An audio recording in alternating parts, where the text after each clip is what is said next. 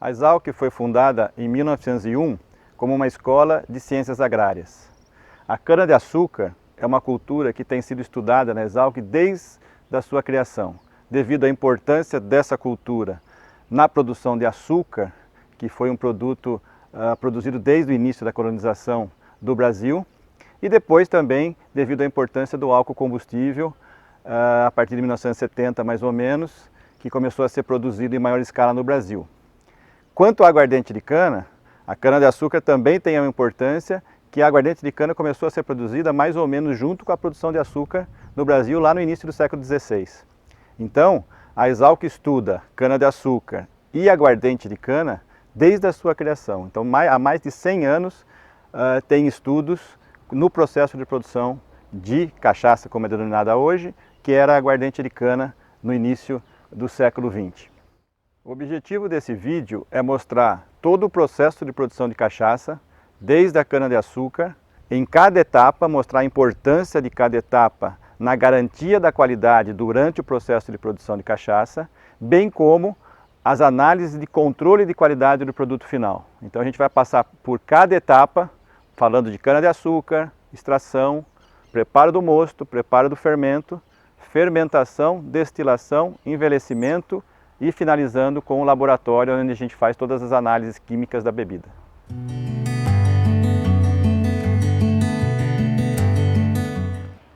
Existem diversos centros de pesquisa em cachaça no Brasil. O diferencial da Exalc em estudos em cachaça é que desde o início desses estudos, há mais de 100 anos, o foco é processo de produção, desde a cana-de-açúcar até a etapa de envelhecimento. Então, aqui na Exalc a gente estuda a influência de cada uma dessas etapas do processo de produção na qualidade da cachaça. E para fazer isso, a gente não consegue resultados consistentes trabalhando em laboratório, em escala de laboratório. Então, é imprescindível que se tenha plantas piloto de produção, como a que foi desenvolvida na década de 50, em 1956 aqui na Exalc, que foi a destilaria antiga da Exalc, bem como a nova destilaria, onde a gente agregou condições mais adequadas para a garantia da qualidade no processo de cachaça ao longo das etapas de produção. Então, o diferencial da Exalc em estudo com cachaça é a influência de cada uma das etapas na qualidade da cachaça. Isso, para ser consistente e para a gente ter uma representatividade do que acontece no produtor, tem que ter uma escala no mínimo, escala piloto. E essa é a importância de se ter uma destilaria piloto dentro da Exalc para estudar cachaça. E com isso, a gente consegue representar o que o produtor precisa e fazer todos os experimentos, os testes, as pesquisas, que depois podem ser passadas ao produtor como conhecimento gerado para melhorar a qualidade da cachaça. Então, com isso, a gente consegue melhorar o ensino, mostrando como que se faz na prática representativa do processo industrial. A gente consegue melhorar nossas pesquisas, que vão ser fidedignas ao que se tem em etapa industrial, e a gente consegue também ter a prestação, a extensão de passar esse conhecimento gerado, todo esse conhecimento gerado dentro da universidade, para quem vai realmente utilizar e trazer os benefícios para a sociedade. Então, com isso a gente consegue agregar os três objetivos da universidade, que é ensino, pesquisa e extensão. Nesse caso, a gente consegue passar todo esse conhecimento gerado em melhoria da qualidade da cachaça para os produtores que realmente vão utilizar isso no processo. E a gente tem observado nos últimos anos uma melhora significativa na qualidade da cachaça no Brasil. E a gente tem orgulho de poder estar contribuindo com isso, com esse conhecimento para os produtores.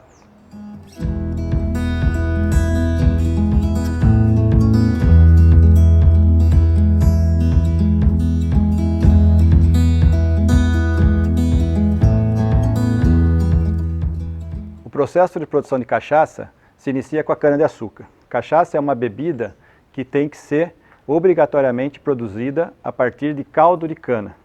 Então a cana-de-açúcar, ela passa pela extração, por uma moagem, onde se separa o bagaço, que são as fibras, do caldo. E o caldo que é encaminhado para o processo, que vai ser preparado, depois fermentado, e aí o caldo fermentado vai ser destilado. Então, a cachaça começa com a cana-de-açúcar, mas antes dela ser colocada na moenda para se extrair o caldo, é importante determinar o estágio de maturação da cana. Tem formas mais empíricas de determinar isso, olhando o canavial, folhas secas, época do ano, variedade que é plantada, se ela é precoce, média ou tardia. Mas também tem formas mais técnicas de se determinar a maturação da cana, que a gente chama de índice de maturação, que é uma determinação do Brix na base da cana e do Brix no ápice da cana. Então retiram-se duas amostras, uma amostra do segundo ou terceiro entrinó, tira um pouco do caldo, e do segundo ou terceiro internódio abaixo da inserção da bainha da folha, retira uma outra amostra e faz a leitura dos dois Brix, o Brix da base e o Brix da ponta. Por que isso? Porque a maturação da cana, o acúmulo de açúcar, de sacarose na cana, ele se dá da base para o topo. Então, quando a cana atinge um nível bom de maturação, o Brix na ponta tende a ser próximo do Brix na base. Então, a partir dessa determinação, se consegue fazer essa relação e determinar se a cana está apta para ser colhida, se tem um ponto de maturação adequado. Uma forma mais técnica, mais apurada de determinar isso é coletar uma amostra ou algumas amostras da área de cana e enviar para um laboratório ou para uma universidade onde se vai fazer análises mais profundas, mais aprofundadas, que daí tem que se prensar essa cana, determinar daí, além do Brix, a pol da cana, teor de fibra, teor de açúcares redutores, e aí você chega nos açúcares totais recuperáveis. Mas o índice de maturação já dá uma boa indicação do ponto de maturação da cana.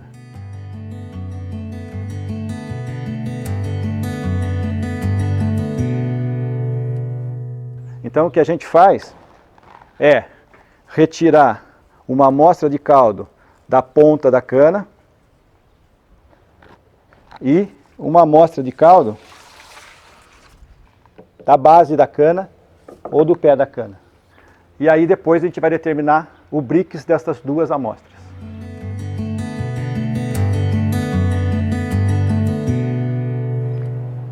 Então, com o Brix da ponta da cana dividido pelo Brix do pé da cana, a gente tem um valor do índice de maturação de 0,89. Esse valor é acima de 0,85. Então isso indica que a cana já está num ponto ideal de maturação, então pode-se fazer o corte dessa cana para enviar para o processo de extração.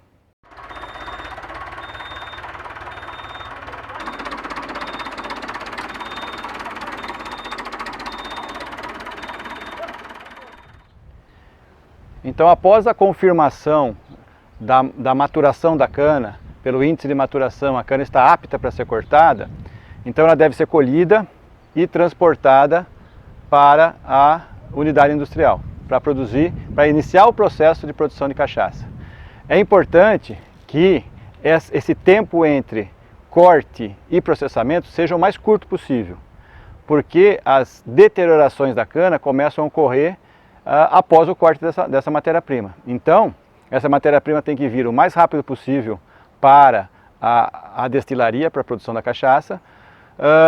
Até 24 horas as alterações são pouco significativas e o recebimento tem que ser feito dentro de condições adequadas para manter a qualidade dessa matéria-prima, porque a qualidade da matéria-prima vai governar todo o processo de produção. Se a matéria-prima tiver com algum problema microbiológico ou alguma deterioração, isso pode acarretar problemas no processo industrial.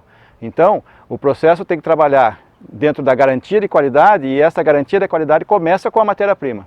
Então, a matéria-prima tem que ter qualidade para que o processo possa transcorrer dentro da normalidade e com a qualidade desejada.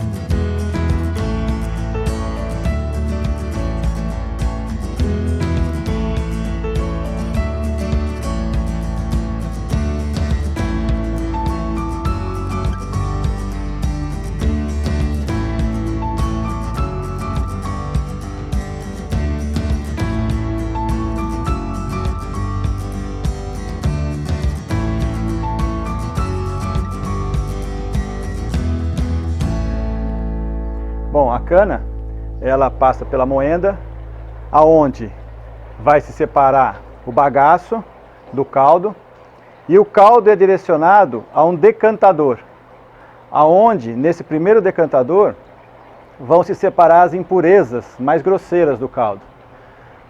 Cinzas, palha, que são mais leves, ficam na parte superior e ficam presas pelas aletas mais altas.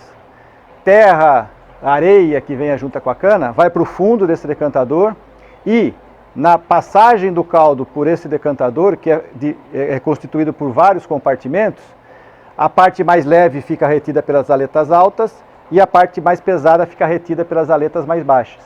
E aí o caldo, fazendo esse caminhamento ao longo do decantador, ele vai se purificando, vai se clarificando dessas impurezas mais grosseiras. E depois do último compartimento, o caldo é bombeado para a dorna diluidora, onde a gente vai fazer o acerto do teor de açúcar do Brix desse caldo.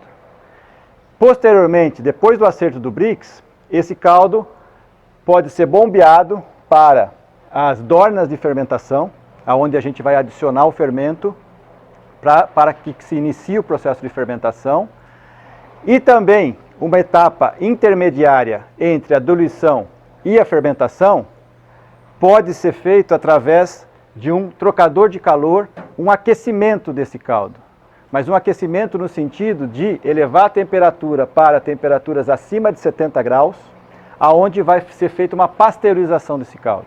Então é uma etapa intermediária quando se pretende diminuir a carga contaminante bacteriana e de leveduras desse caldo antes da fermentação. Então é uma forma de se fazer um controle microbiológico do caldo, reduzindo a sua carga contaminante para você favorecer as leveduras que você vai adicionar no processo. É uma etapa opcional, mas que garante uma fermentação mais consistente ao longo dos ciclos fermentativos.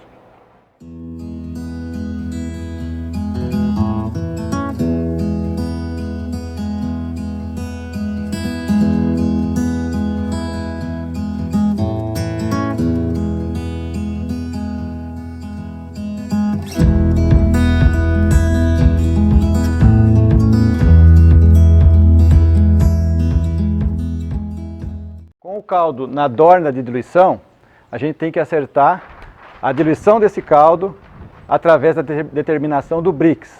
Então a gente pega uma amostra daquele caldo bruto, conforme foi extraído, e determina o Brix desse caldo, ou pelo refratômetro portátil, ou pode ser também pelo densimétrico. O portátil ele é mais preciso, mas o densimétrico também dá uma boa indicação do Brix desse caldo. E aí a gente faz uma conta. Nós temos ali, na dorna diluidora, 300 litros de caldo. E o Brix determinado desse caldo foi 21,9. Quanto que a gente vai adicionar de água para um Brix que a gente quer de 18 no mosto? É uma regrinha de 3, inversa, onde a gente pega a quantidade de caldo que a gente tem, quantos litros de caldo, vezes o Brix que tem esse caldo, dividido pelo Brix que eu quero no meu mosto. 16, 17, 18, no nosso caso nós vamos fazer a conta com 18. Então fazendo essa conta, a gente vai determinar o volume total de mosto que a gente vai ter, que no caso deu 365 litros de mosto. Como a gente já tem 300 litros de caldo, então nós temos que acrescentar 65 litros de água para que a gente fique com o nosso mosto a 18 graus Brix. Depois do caldo diluído, preparado para a fermentação, a gente tem que fazer o preparo do fermento. A gente vai usar um fermento selecionado para a produção de cachaça, que é o Canamax, da Lallemand. E a gente tem, antes de inocular esse fermento no mosto, a gente tem que fazer a hidratação e a reativação desse fermento. No contrarótulo do pacote de fermento tem as instruções de como fazer essa reativação, essa hidratação, tá? Mas basicamente uma regra normal que se usa é pesar 1 grama de fermento para cada litro de mosto que você tem e acrescentar essa quantidade de fermento em água a 40 graus mais ou menos, uma água morna, para que esse fermento se hidrate e se reative. Aí depois dele reativado, a gente faz a inoculação no mosto para fermentação.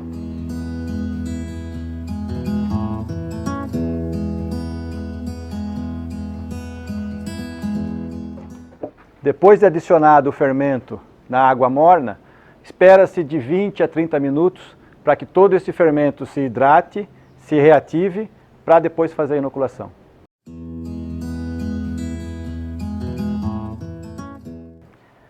O mosto preparado, ele é bombeado para as dornas de fermentação. Dentro dessas dornas, vocês veem que tem uma tubulação que sai um pouquinho acima da base da dorna. Essa tubulação é um pouquinho acima da base da dorna para que, entre um ciclo fermentativo e outro, a levedura decante, sedimente e só o vinho sobrenadante seja destinado para a destilação. Então a gente tem um processo de fermentação com reciclo de células de levedura, com reciclo do fermento, através da decantação desse fermento ao final da fermentação.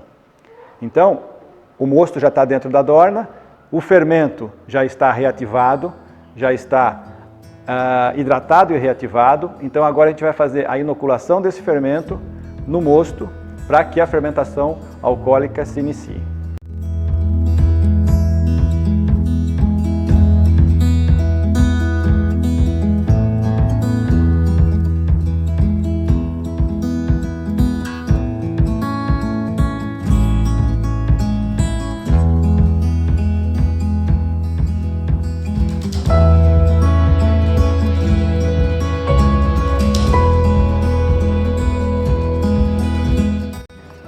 Finalizado o processo de fermentação, quando todos os açúcares do mosto foram convertidos em etanol, CO2 e os subprodutos da fermentação, o vinho é encaminhado para o processo de destilação. Então, o vinho que fica na parte superior da dorna, ele vai para o processo de destilação, enquanto que o pé de cuba, que contém o fermento, as leveduras que se sedimentaram por decantação, vai receber novo mosto para iniciar um novo processo de fermentação. Normalmente as fermentações levam aí em torno de 24 horas, então terminado esse tempo, novo mosto é adicionado no pé de cuba e nova batelada de fermentação se inicia para originar um novo vinho. Após a fermentação, o caldo de cana fermentado, o mosto fermentado, que a gente denomina de vinho, vem para a etapa de destilação. Então, das dornas de fermentação, o vinho vem para dentro dos alambiques, aonde esse vinho vai ser aquecido e vai entrar em ebulição. Os vapores provenientes da ebulição desse vinho vão ser conduzidos pelo capitel ou pela coluna concentradora, aí passa pelo deflegmador e depois esses vapores que passam pelo deflegmador, eles têm que ser condensados e resfriados. Isso é processo de destilação, é aquecimento do vinho com formação de vapores e posterior condensação e resfriamento desses vapores. Existem vários tipos de alambiques. Esse aqui é um alambique com uma coluna concentradora e um deflegmador. E depois, os vapores que vencem o deflegmador vão ser condensados e resfriados. E aí se faz, depois da condensação e do resfriamento desses vapores, se faz a separação das frações do destilado. Fração cabeça, fração coração, que é a fração principal, que vai ser a cachaça, e a fração cauda. No caso dos nossos alambiques aqui, no caso desse alambique, a gente tem um corpo intermediário, que é um aquecedor de vinho. O corpo intermediário não faz destilação, é simplesmente um aquecedor de vinho. Como a gente aquece o vinho, formam-se vapores, e esses vapores precisam ser condensados e resfriados, e como a gente vai ter mais vinho depois para ser destilado na próxima batelada, a gente tem um corpo intermediário nesse alambique, que é denominado alambique 2 corpos, aonde ele fica cheio de vinho e os vapores que saem do alambique passam por uma serpentina, condensam-se e aquecem o vinho que está no corpo intermediário. E depois esses vapores condensados são resfriados e vão dar origem à cachaça. Então, nesse sistema, a gente tem uma economia de energia. Tá? Os vapores passam calor para o vinho, que vai ser destilado na próxima etapa.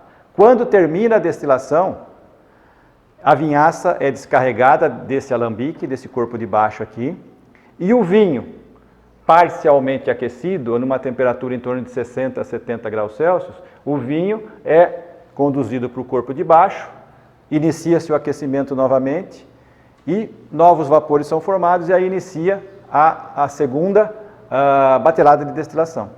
E aí o processo, novamente, ele ocorre da mesma forma. Os vapores formados aqui são conduzidos pela coluna concentradora, pelo deflegmador, trocam calor com o vinho que foi colocado frio no corpo do meio e se resfriam aqui e nova cachaça é produzida. Então é um processo intermitente, é um processo descontínuo de destilação usando alambiques.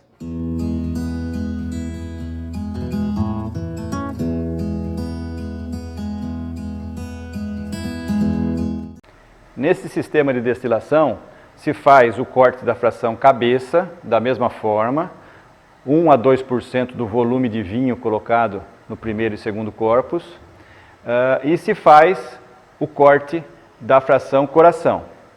Quando o alcômetro apontar ali 40, 42, o ponto de corte da fração coração para a cauda, é o ponto em que a primeira batelada de destilação terminou. Tá? Então, faz o corte da cabeça, procede-se o recolhimento da fração coração, e quando, no momento do corte da fração cauda, o sistema, a primeira batelada de destilação está terminada. Aí o que se faz? O primeiro corpo, esgota-se a vinhaça do primeiro corpo, todo o volume do primeiro corpo sai.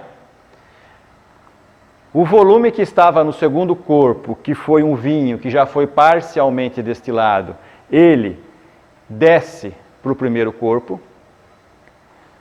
O volume de vinho que estava no terceiro corpo, que foi só pré-aquecido, desce para o corpo do meio para sofrer a destilação.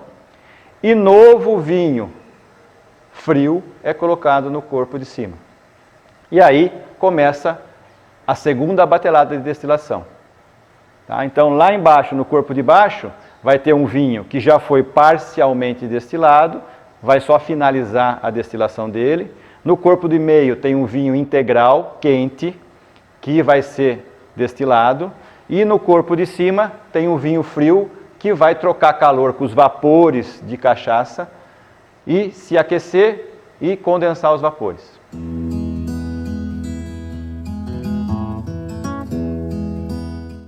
As vantagens do sistema de destilação em 3 corpos são as seguintes. Primeiro, como a gente não precisa destilar a cauda, a gente não tem destilação de cauda, a gente não tem recolhimento de cauda nesse sistema. Devido ao vinho sofrer 2 destilações, uma primeira destilação no corpo do meio e depois a finalização no corpo de baixo, no momento em que se faz o corte entre a fração coração e fração cauda, aqui no alcômetro, o vinho lá no corpo de baixo já foi totalmente exaurido em álcool, não tem mais resíduo de álcool lá. Então, não se precisa fazer o recolhimento da fração cauda, não tem fração cauda nesse sistema de destilação. Todo o etanol é recolhido, então não tem perda de etanol na fração cauda ou na vinhaça. Então, o rendimento da destilação no sistema 3 corpos é maior do que no sistema de destilação simples. Então, você tem uma maior eficiência de destilação nesse sistema, porque você não vai ter a perda de álcool nem na vinhaça e nem na fração cauda. E também o sistema de destilação em 3 corpos faz com que o processo seja um pouco mais rápido, então tem uma produtividade maior em termos de tempo de destilação, porque não precisa esperar o recolhimento da fração cauda. Ao final do processo de destilação, a fração coração da cachaça, ela vai ser encaminhada para a padronização e o invase, se ela for comercializada como cachaça branca, ou ela é encaminhada para o setor de envelhecimento, caso essa cachaça se destine à interação com a madeira do barril para ganhar novos compostos e se tornar uma cachaça envelhecida.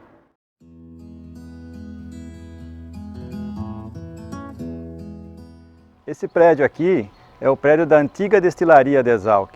Ela foi inaugurada em 1956, visando estudos de destilação para a produção de álcool combustível e de cachaça. Então nessa destilaria tem equipamentos que são mais robustos, são maiores, tem colunas de destilação, porém a tecnologia que era empregada na época, hoje em dia a gente já tem tecnologias mais modernas, por isso a gente fez essa nova destilaria que a gente tem com uma produção de cachaça em menor escala, onde a gente consegue passar os fundamentos de ciência e de tecnologia envolvida em cada etapa do processo de produção. Então fica mais claro para atividades de ensino, para os alunos verem mais de perto o que está acontecendo e também para as pesquisas na área de cachaça.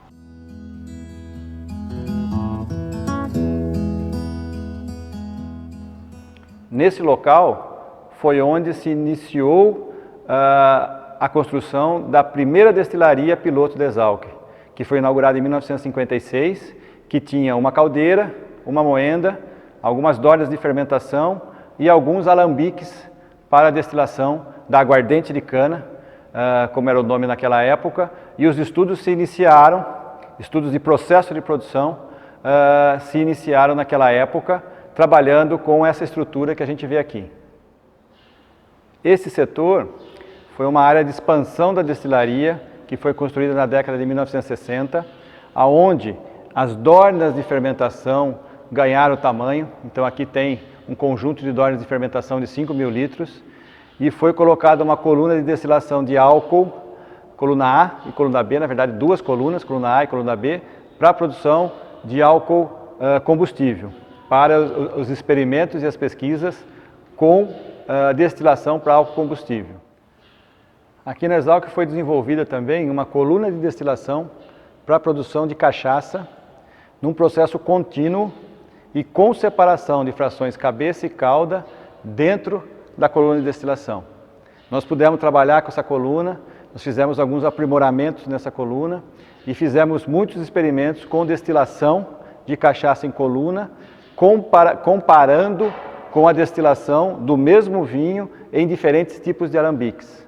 Então aqui foi uma etapa importante do processo de produção de cachaça, de experimentos em processo de produção, na verdade experimentos em destilação, em que a gente pôde comparar a partir de um mesmo vinho qual que é a qualidade, a composição química da cachaça quando destilada em alambiques, em diferentes tipos de alambiques, alambique simples, alambique 2 corpos, alambique 3 corpos e em coluna de destilação. Então foi uma fase importante para a gente estabelecer a influência da destilação na qualidade química da cachaça. Agora, atualmente, parte dessa destilaria, dessa antiga destilaria, está sendo usada nos setores de envelhecimento.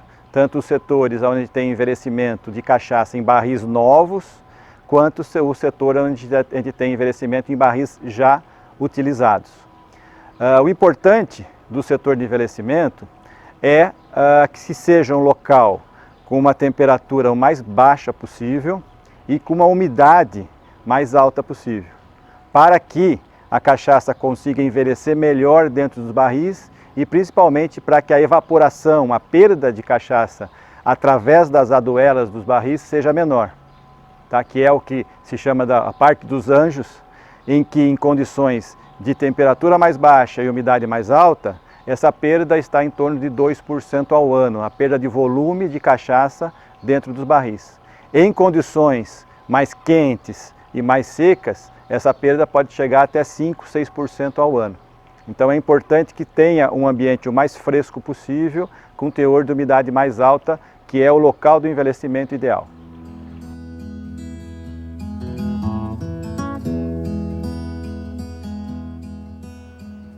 Após o processo de destilação, a cachaça pode vir para o envelhecimento. O envelhecimento não é uma etapa obrigatória no processo de produção de cachaça, como é, por exemplo, para o uísque, para o conhaque. A cachaça pode ser a cachaça branca, recém-destilada, ou ela pode passar por um processo de envelhecimento, que é o quê? É um tempo que a cachaça fica dentro de barris de madeira, em que, durante esse tempo, há interação do destilado com a madeira do barril. muitos compostos são extraídos da madeira e passam para a cachaça. E aí a cachaça, dependendo do tipo de madeira, ela toma uma tonalidade diferente, ela fica mais amarronzada, mais dourada, em função dos compostos que são extraídos pelo etanol e pela oxidação que acontece dentro dos barris nessa interação madeira-destilado. Então, alguns compostos são extraídos da madeira.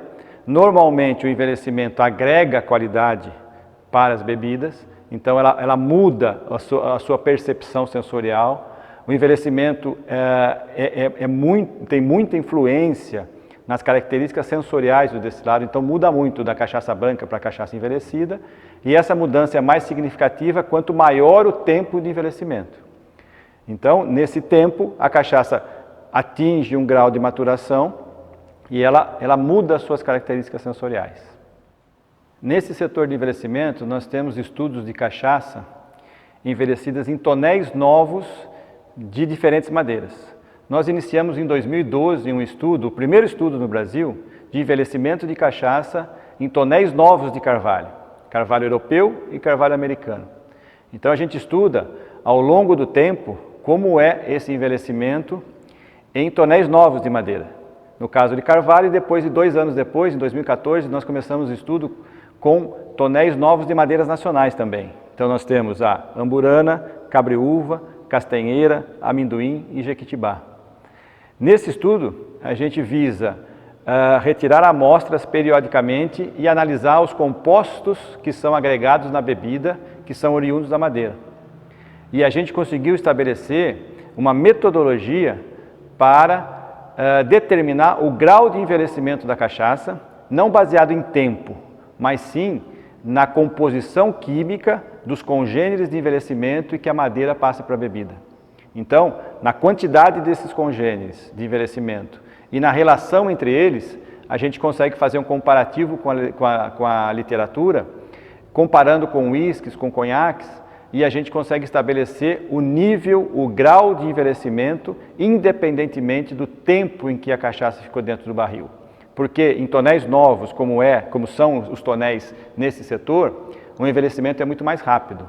Então, depois de 2 anos, a cachaça já atinge um grau de maturação muito elevado, enquanto que em tonéis já utilizados, já com alguns reusos, demora muito mais para chegar.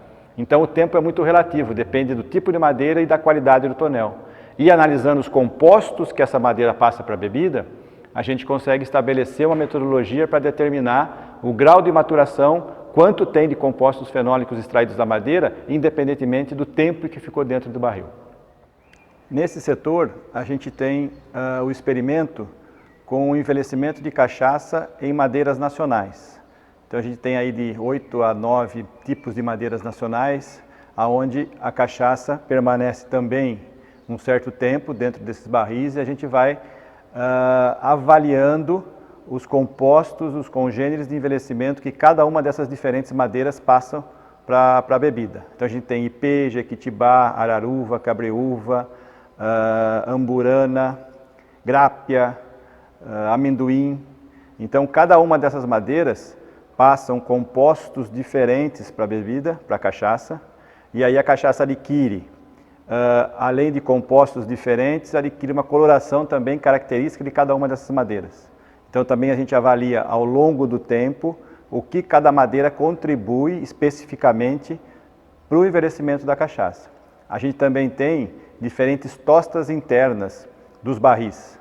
Então a gente vê a influência dessa tosta interna, leve, média ou mais intensa, na agregação, no transporte dos compostos da madeira para a bebida e na evolução do envelhecimento nas madeiras nacionais. E é aqui no laboratório que a gente faz as análises químicas para fins de controle de qualidade da cachaça. Aqui no nosso laboratório a gente tem alguns equipamentos mais simples e alguns equipamentos mais sofisticados para que a gente possa fazer as análises padrões de cachaça e análises mais aprofundadas também. Então a gente tem densímetro digital, onde a gente determina o teor alcoólico da cachaça, e a gente tem alguns cromatógrafos. No caso desse aqui é um cromatógrafo gasoso, onde a gente analisa todos os compostos voláteis presentes na cachaça, tais como aldeídos, ésteres, ácidos orgânicos, os diferentes álcoois, além do etanol, e a gente consegue estabelecer a qualidade dessa bebida através da determinação de cada um desses compostos e a comparação com o que a legislação estabelece de limites máximos ou mínimos para cada um desses componentes na cachaça.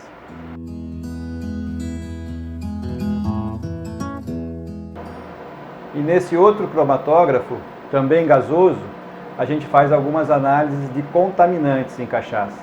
A legislação também estabelece limites máximos para alguns contaminantes que podem estar presentes em cachaça.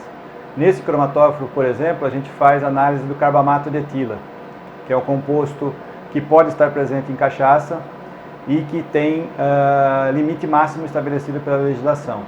Então esse cromatógrafo é um pouco mais sofisticado que o anterior que a gente viu. Ele tem um detector de espectrometria de massas, onde ele consegue fazer uma análise mais aprofundada e mais precisa de componentes de interesse. Então aqui a gente faz análise de carbamato de etila e também de alguns ésteres que podem estar presentes na cachaça.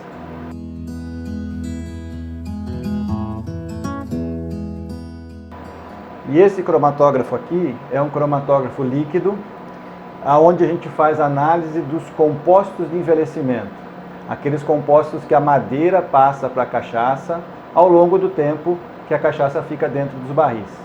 Foi com esse equipamento aqui que a gente conseguiu fazer aquela nova metodologia para a determinação do grau de envelhecimento de cachaça. Não mais baseado no tempo de envelhecimento, porque isso é muito relativo, isso depende principalmente do tempo de uso dos barris, quantas vezes o barril já foi utilizado. Com esse equipamento a gente conseguiu, através da determinação dos congêneres de envelhecimento, dos compostos que a bebida agregou da madeira e da relação entre esses compostos, através desses índices determinar o grau de maturação da cachaça, independentemente do tempo que ela fica dentro do barril.